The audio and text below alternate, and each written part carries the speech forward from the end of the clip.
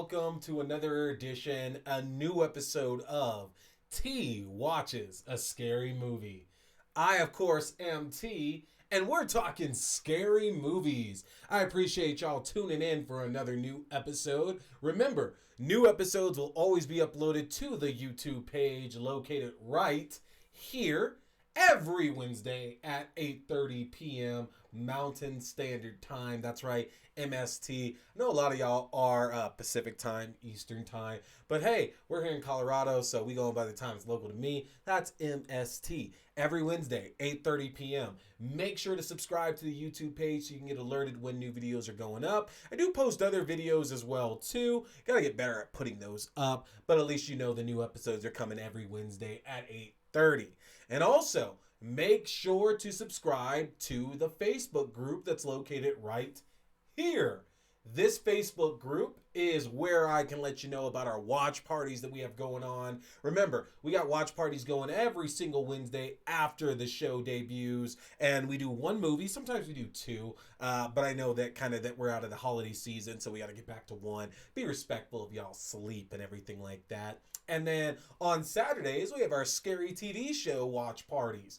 For the last month, we've been doing Spawn, Tales from the Crypt, Are You Afraid of the Dark, Creep Show, The Stand. We actually just got done. We added in the 2004 Salem's Lot miniseries. And now that that's finished and we're just about done with the first season of Creep Show, we're going to have some replacements coming in. Looks like Black Mirror is coming along. And we'll find something else to slot in there as well. And sometimes we add a little bit more to that. Like y'all know my love for Nickelodeon and Snick as well too. So this Saturday we might add some Snick stuff at the very beginning earlier on. For those of y'all that ain't got nothing to do and want to relive your 90s along with me. So make sure to subscribe to both the YouTube page and the Facebook page so you're getting all the important updates and info on everything that we are doing.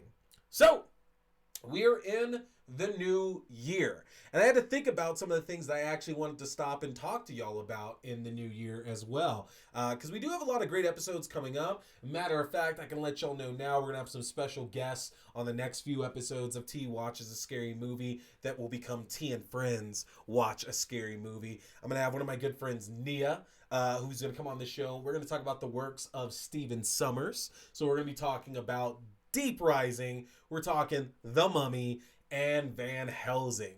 Stephen Sommers directed all of those films and makes some really, really good movies. I personally hate the shit out of Van Helsing. I think it's a terrible, terrible film. But alas, it was time to kind of talk a little bit about these. And Nia on her podcast, which is totally awesome, talked about Deep Rising. I keep trying to say Deep Impact. It's not Deep Impact. That's the one where Elijah Wood tries to save us from an asteroid hitting the Earth. But Deep Rising, she talked about it on her podcast last year around the Halloween season. I talked about it a little bit as well. So now her and I, we're going to get together. We're going to talk about a few of his different films. And then I have my good friend, Mr. William R. Washington, one of the hosts of RBR Weekly Wrestling Talk. He's going to be coming on here in a few weeks. And we're going to talk about some horror movies with wrestlers in them. Because, of course, me and Will are big wrestling fans. And I got to keep that along with the horror thing. So we're going to talk some fun horror movies with wrestlers in them. Yes, before you ask, They Live will be a part of that list, okay? But when thinking about what I wanted to talk about, I tried to go along a variety of topics. I couldn't think of much. And then I found out that Scream 5 is actually set to release a year from now. Not exactly. I think it's January 15th, I want to say, 2022. But Scream 5 is releasing next January. And keep in mind, I know we're still dealing with COVID and all that kind of stuff, and there are still film releases that are being delayed. Like, for example, the Bond movie, No Time to Die, that was supposed to come out last March, got delayed till last October or November, and then it got delayed to this March. Yeah, that's going to get delayed to this fall as well, too. So there's still a possibility that Scream 5 does get delayed, but keep in mind, January is a normal release point for horror films a lot of the time, because there's nothing else for it to go against, meaning they make their money back pretty easily. So I don't know if this one will change. And because of Scream 5, I decided that it was the right idea to do a retrospective on the series. Go through Scream 1 through 4.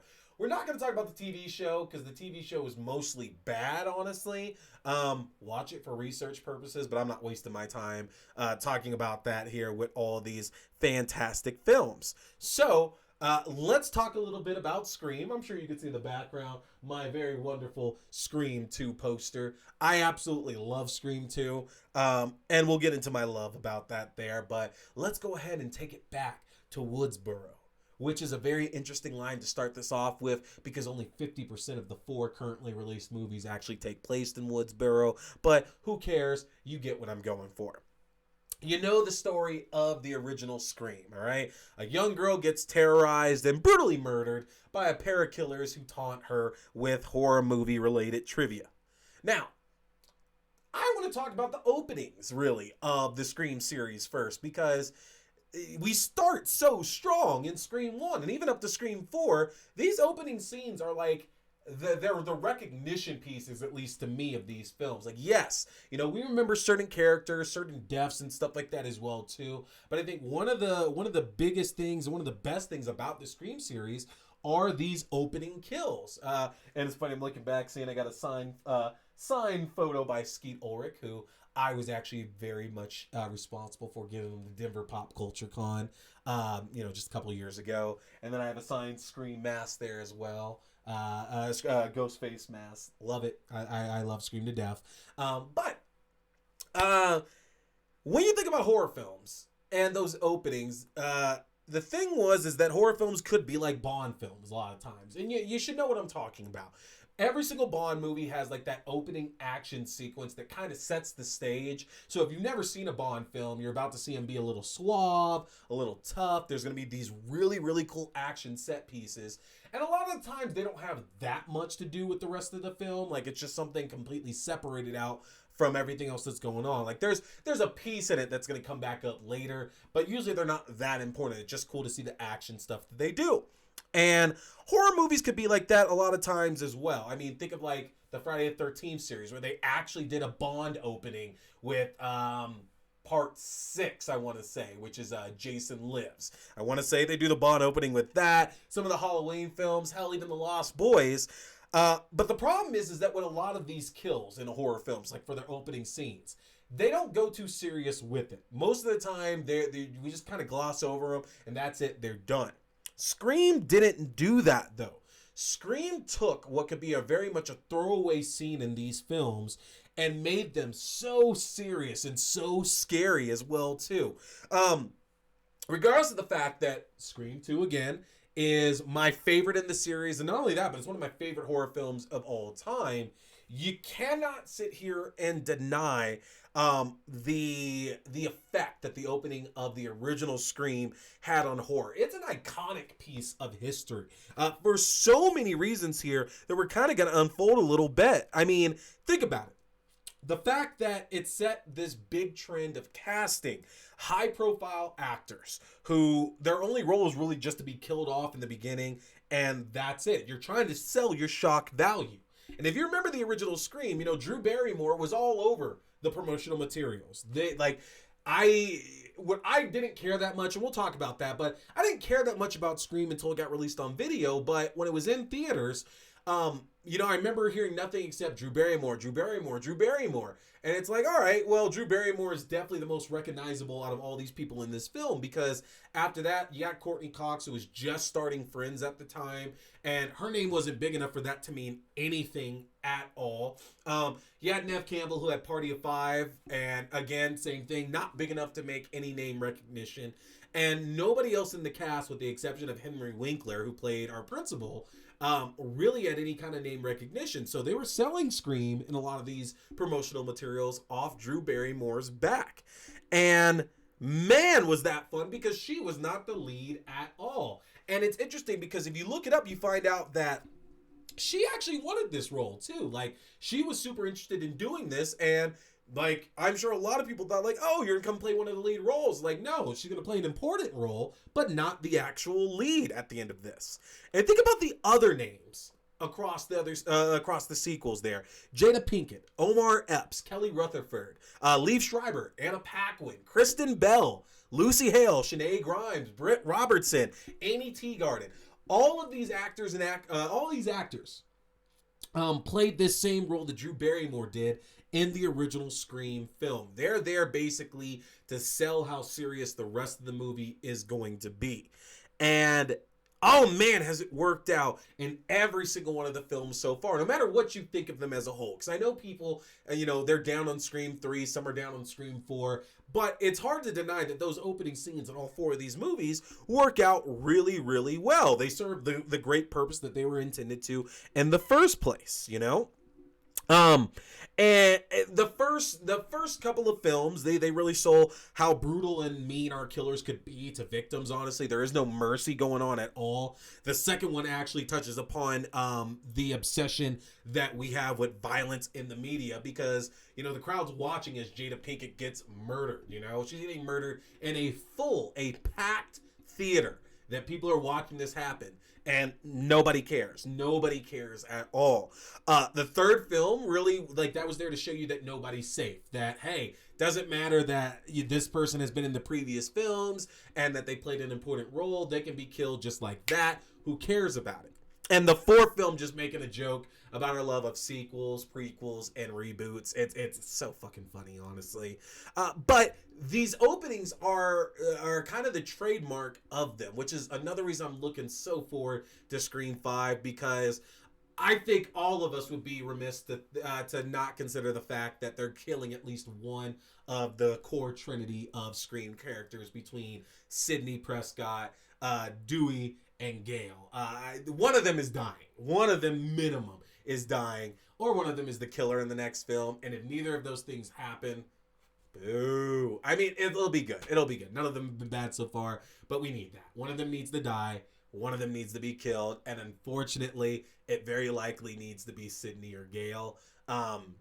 Dewey actually serves a bit more of a purpose than having the two of those characters still there. So Sidney likely needs to die in the opening moments of Scream 5. But let's talk about the cast a little bit, about the characters in these films as well, too. So the writer of Scream 1, 2, and 4, Kevin Williamson, you might not recognize the name, but you should recognize his work, because honestly, he is one of the best voices out there for teenagers and young adults. He's written other films such as The Faculty, which is a T Watches a Scary Movie favorite.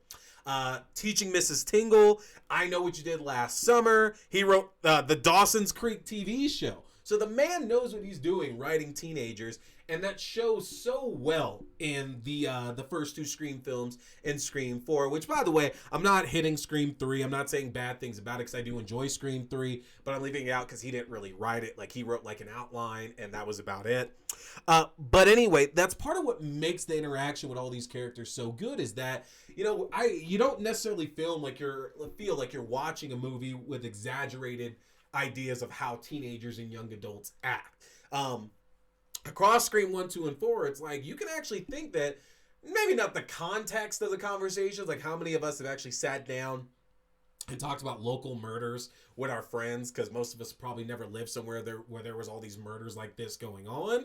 But we've sat down and had the same context of same kind of conversations with our friends in the past. And I think that's really cool that he was able to evoke realistic acting from all these characters across three films that seemed this is a normal conversation that you would typically expect, For example, Sydney herself in the original film, just showing this apathy she has for intimacy with her boyfriend. And now we get it. Her boyfriend's the killer ultimately, so it's a kind of a moot point. But, her mother getting murdered changed her entire mental state. And we've all known somebody while we were going to school who went through a death of a family member or a friend, and they were dealing with that in one way or another. And it's interesting to see Sydney deal with this in her own way, that she's got a boyfriend she's been dating for a while, but ultimately she can't be bothered to think about all these other things with it because of everything that she's dealing with. The way that she talks, the way she acts, even the way she dresses is damn, that actually seems like a real teenager, And looking across the other movies as she evolves, Scream 2, another reason why that movie is so good is because Sydney shows that she's still very reserved about everything that happened in the original film. You know, it still scarred her. She's got PTSD from it, but it also shows she's trying to move on. Like, she's very realistic and she has a new relationship. She has new friends. She's still talking to Randy and everything as well too. But she's trying to go to college and move on with her life after dealing with like the worst situation humanly possible. And I thought that was a very, very good way to show her character evolving in Scream 2. That, yeah, she's still scared. She's not necessarily on, on the level of like Dewey or anything like that. But she's got some worries to her. And it's interesting because they try to portray Randy as the guy who's completely moved on, doesn't believe this has to do anything with them at all, and she's the disbeliever. But in truth, it's like they both are, because she's trying to move on as well too in her life and not put too much in it, and she's forcefully pulled back. In the third film, that's it. She's been through two, like her mother was murdered. She's been through two sets of serial killers. She's fucking done. So she goes into hiding. She basically locks herself away. She's living up in the mountains like the Unabomber, as they make a joke of. And, she doesn't want to get involved in this at all. And she's forced to do it when the killer finds where she lives, finds out like her information is going to come for her. So I love that evolution. And by the end of the third film, when she's taken back her strength, she knows kind of where all this is going from. In the fourth film, it's interesting to see that, okay, now she's back to the woman she wanted to be, basically. She's not letting this stuff kind of hold her back anymore. She's going to live her life. And I loved the evolution of that with her. And same with her friends as well, too. Dewey, I think, is... Dewey and Gale are interesting pieces to where Gale works out pretty well across the first three films, where the first film is just, she's this bitchy young reporter who's going to do any and everything she can do to make a career out of herself, And the second film, she's done that, but she's done it at the expense of all these personal relationships that she had even at the end of the first film. And it's about her trying to make peace with that and try to get back on the right side of things. Third film, everything's kind of like shifted back for her. Like, people know of her, and like she's had some exposure and some more success since all this other stuff has happened, but her life isn't what it once was. And the fourth film is about her just kind of living a monotonous everyday married life with Dewey at that point, and now she's just bored and unfortunately needs another murder to happen to regain a lot of what she lost. Dewey, is just kind of there. Unfortunately, Dewey probably suffers the most out of these films because the first film, he was interesting. He's this young cop who really wants to help out. He's like all gung-ho. He's like an action star kind of almost. And he gets his ass handed to him, obviously. What's interesting to note is that Dewey was actually supposed to die in the first film. That's the way it was intended. But because of David Arquette moving during a shot they did, and because they loved him so much, that's why they brought him back. But in case you didn't know, Dewey was supposed to die in the first film. And then you have all our other extra characters, I love the way that, like even Tatum in the first film, that's your high school friend, okay? Like, you have somebody who's very vapid, they're popular, they're a little on the vain side as well, too. But you know that for those close relationships they have, they put all that into it. They're going to protect that person through thick and thin, which is how Tatum is with Sydney in the first film. We look at, the second film to where it focuses on her college friends. And these are very much college archetypes. She went and had to make brand new friends because all of her friends are dead at this point. And she's got a boyfriend. She's got a new best friend. She's got another friend that happens to be a serial killer as well, too. And the interactions with all of them are great. And I love giving some notice to, like, Timothy Olyphant, who nobody seems to remember was in Scream 2. That was one of his earliest, if not his earliest film that he did as one of the killers in Scream 2. So good in the role. So is Jerry O'Connell, though, as her boyfriend in Scream 2 as well. Fucking love Jerry O'Connell because I'm a big Sliders fan, and he was in Piranha 3D and so much other stuff. Scream 3 is interesting because the issue with Scream 3, I love Scream 3, but there's a clear issue with that film if you watch it to where a lot of folks didn't know. They didn't have a lot of shooting time with Neve Campbell. And so Neve Campbell is actually not the lead character of Scream 3. Dewey and Gale are actually the lead characters of Scream 3. That's why so much is based around them being in Hollywood, because they couldn't do much with Neve Campbell. And thus, so the cast of characters, it's not about Nev Campbell at that point. It's actually about Dewey and Gale, that most of the characters we're following are actors or filmmakers involved in the new Stab movie.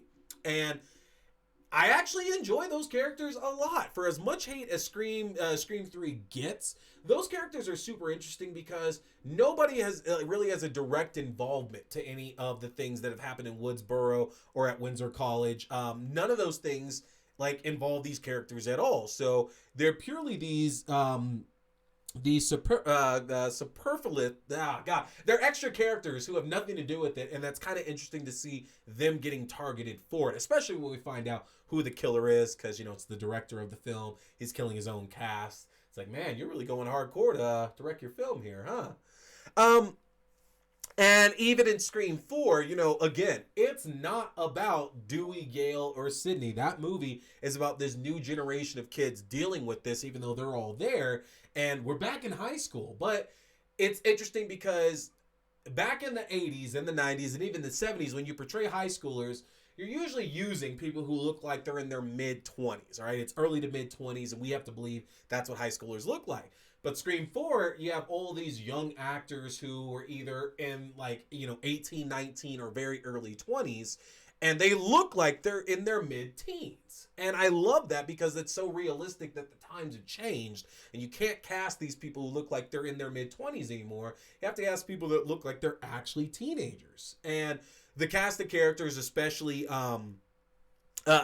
Jill and Kirby in the fourth one, are super, super interesting because Kirby rides the fine line of being a mix between Tatum and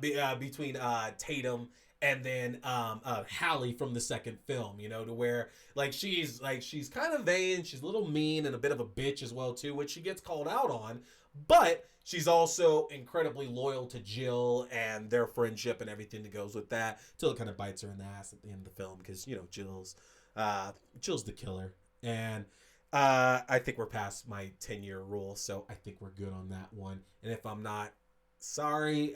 Yeah, that's just the way it is sometimes. And looking at characters like Matthew Lillard, Skeet Ulrich, and Jamie Kennedy from the first couple of films, so good. I mean, Skeet Ulrich, I have to feel that Wes Craven casted him because not only is he a great actor, but because of how similar to Johnny Depp he honestly looks. Matter of fact, you ever go back and look at some of the original promotional materials for Scream, he had his mustache, which he had to shave for the film, looks like a spitting image of Johnny Depp in it. But it's so interesting watching those characters because they sell their roles pretty well. I mean, Billy has obviously motivation for trying to kill Sidney is because her mother was the reason why his mother left, because she was sleeping with his father and that caused his mother to leave. So he had a real big chip on his shoulder about that and wanted to take it on Sidney and her family. Whereas we should actually be thinking about Stu, Matthew Lillard's Stu character, a lot more because he's kind of the actual psychopath because he doesn't really have much of a motivation behind what he's doing. We do know he killed Casey Becker at the beginning because she broke up with him, which we get revealed in the middle of the film.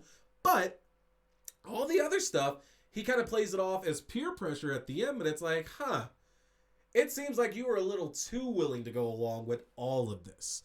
So the cast and characters across all four of these movies are absolutely fantastic. Now, in terms of the motivations of the killer, we just talked about the first film. Billy wants to kill Sidney because of what his mother did, or what her mother did. Stu's just absolutely batshit insane. In the second film, it's Billy's mother, Mrs. Loomis, who's there to just get revenge on Sidney. And her partner, Mickey, played by Timothy Olyphant, is also just like Stu. He's fucking insane. And I find that interesting that with those two movies, and yeah, we'll get to Scream 4 here in just a bit, but with those first two movies, they make it very clear that, two of the killers are just doing this because of revenge. They have very personal reasons for doing this to Sidney, but that our other characters are only doing it because they're actually insane.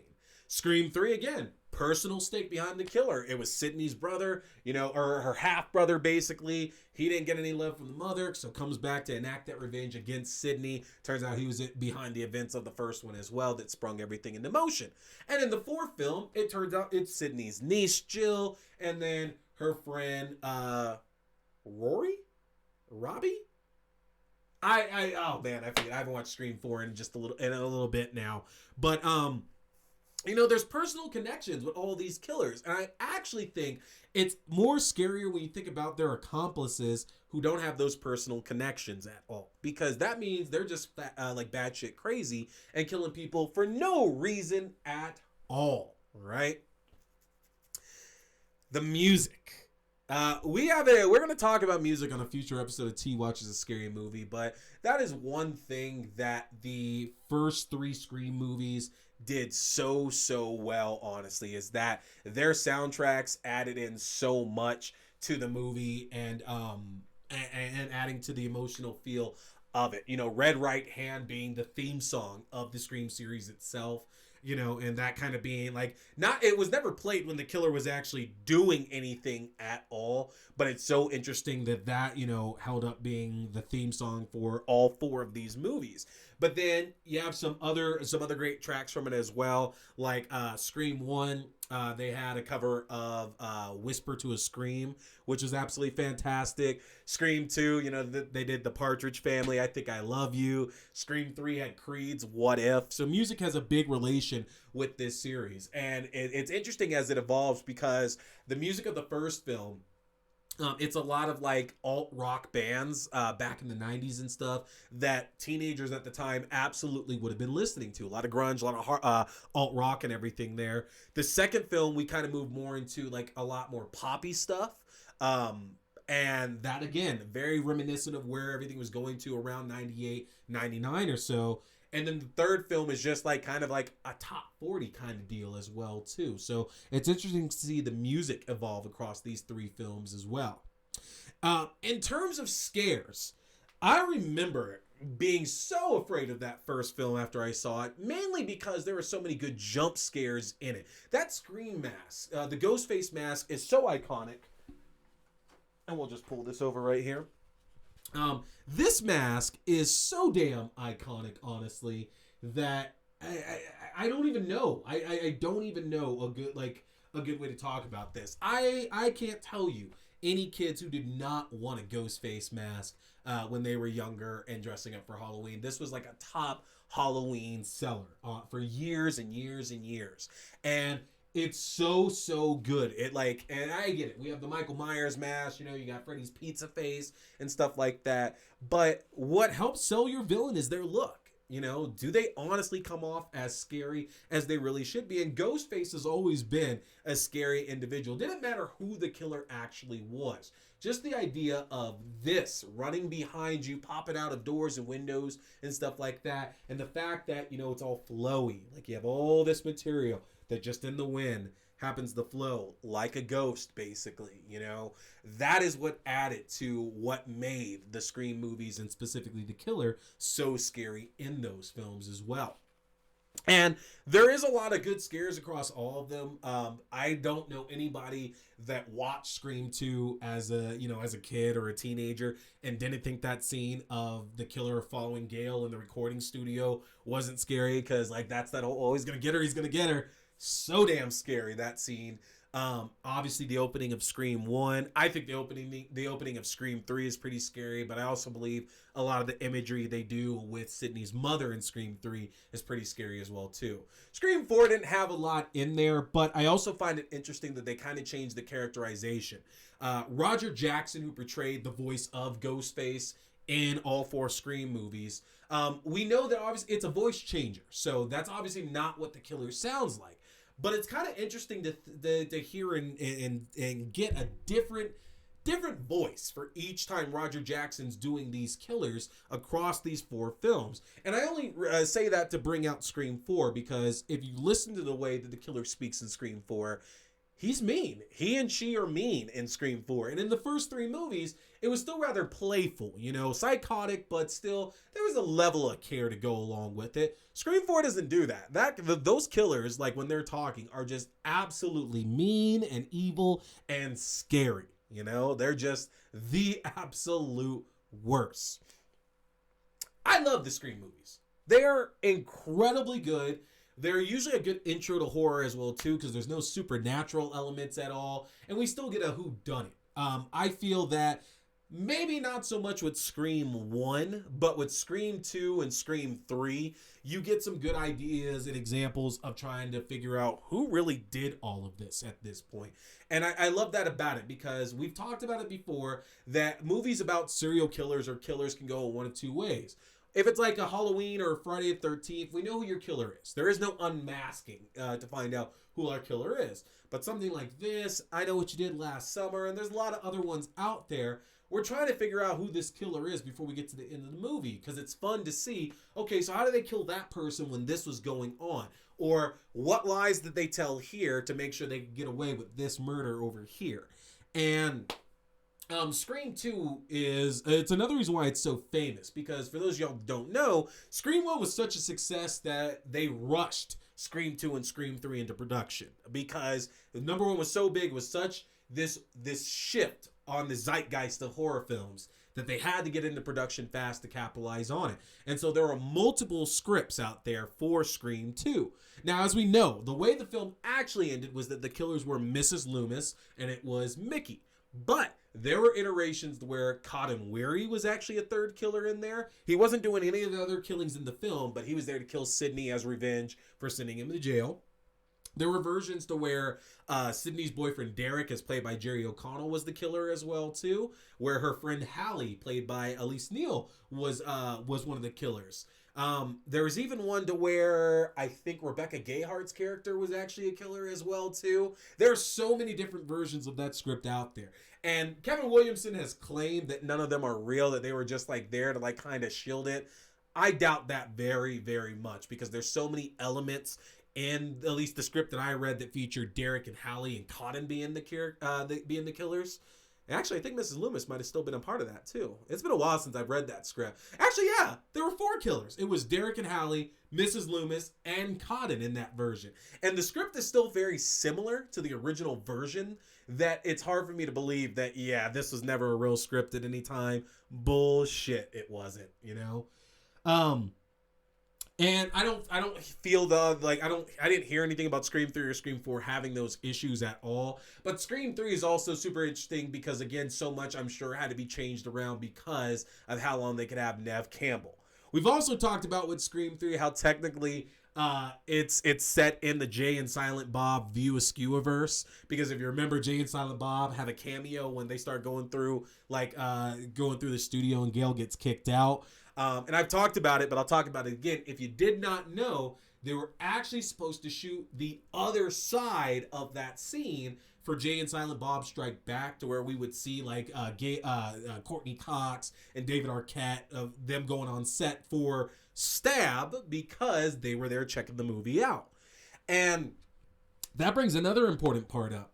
The fact that Scream is already very pop culture relevant, you know, they're touching on all these tropes that horror movies do, and they're even just directly acknowledging those tropes as well. Something interesting that came up with that is that they eventually made the movie Stab. So Scream 2, based on the book that Gale Weathers writes about everything that happened in the first movie, they made a Hollywood horror film on that starred Heather Graham, Luke Wilson, and Tori Spelling, of all people. And they continued this up through Scream 4, because then I think they're up to 7 stabs by that point. That's the whole opening sequence, is that they go through at least 3 of those Stab films. So I find it very interesting that they stayed pop culture relevant by highlighting that as well, that, hey, sometimes these horrible things inspire some really, really good pop culture movies now, too. But I digress. These are a perfect introduction to modern horror. If you are looking to show somebody horror films that are set kind of these days and something that might not scare the shit out of them, but it's still a really, really good watch, you start with the Scream series, honestly, because this is kind of the pinnacle of 90s horror. This is out, not even kind of, this is the pinnacle of 90s horror, is the Scream series, honestly. And it still holds up to this day. Scream 2 is still one of the absolute best movies I've ever seen in my life. It's the best in the series, and it's one of the best horror films that's out there as well, too. And people are realizing that in the last few years that Scream 2 is so much better than the original for a bevy of reasons that are out there. Which is part of the reason why in our watch party tonight, we are going to watch Scream 2, because it's the best one. It's so damn good that everybody needs to really check that one out. And with that, that is the end of our talk here on Scream. I want to remind y'all again to make sure to subscribe to the YouTube page so you can get alerted when new episodes are going up every Wednesday at 8:30 p.m. Mountain Time. Make sure to subscribe to the Facebook page where you can see we're doing our watch parties. Again, tonight, right after this episode ends, we're going to watch Scream 2. And this Saturday, we have some great stuff for y'all to watch in the watch party there as well. But you got to join the Facebook page in order to get the links for that and know when these things are happening. So subscribe to those. Let me know about your experiences with Scream, all right? Let me know in the comment section here in the YouTube video as well, all right? Which Scream was your favorite? Which one did you not like that much? Who was your favorite killers? Is there a character that you didn't like? What did you think of Courtney Cox's bangs in Scream 3? They're so bad. They're so bad. Why did they do that to her? But let me know. Let's get some conversations going. Y'all, again, my name is T. We've been talking scary movies. Stay scared.